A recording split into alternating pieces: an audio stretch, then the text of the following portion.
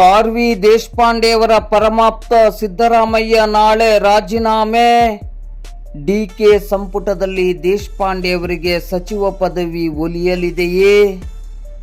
ಅವರು ಜನತಾದಳ ಪರಿವಾರದಿಂದ ಬಂದ ನಾಯಕರು.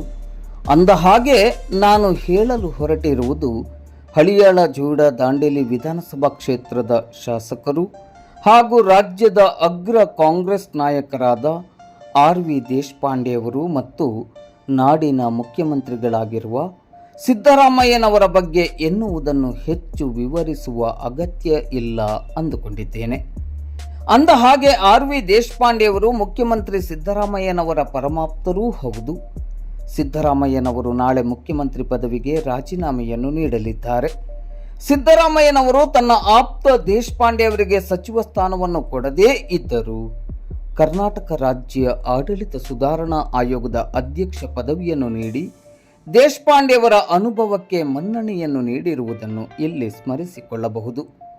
ಸಿದ್ದರಾಮಯ್ಯನವರ ರಾಜೀನಾಮೆಯ ನಂತರದಲ್ಲಿ ರಾಜ್ಯದ ಅಧಿಕಾರದ ಗದ್ದುಗೆಯನ್ನು ಏರಲಿರುವ ಡಿ.ಕೆ. ಶಿವಕುಮಾರ್ ಅವರು ಹಳೆಯದನ್ನೆಲ್ಲ ಮರೆತು ಅನುಭವ ಹಾಗೂ ಎಸ್.ಎಂ. ಕೃಷ್ಣ ಸರ್ಕಾರದ ಸಂದರ್ಭದಲ್ಲಿದ್ದ ಹಳೆ ಗೆಳೆತನವನ್ನು ನೆನಪಿಸಿಕೊಂಡು ಆರ್.ವಿ. ದೇಶಪಾಂಡೆಯವರನ್ನು ತಮ್ಮ ಸಚಿವ ಸಂಪುಟದಲ್ಲಿ ಸೇರಿಸಿಕೊಳ್ಳಬಹುದೇ ಎನ್ನುವ ಚರ್ಚೆಗಳು ಇದೀಗ ಕ್ಷೇತ್ರದಲ್ಲಿ ವ್ಯಾಪಕವಾಗಿ ನಡೆಯುವಂತಾಗಿದೆ.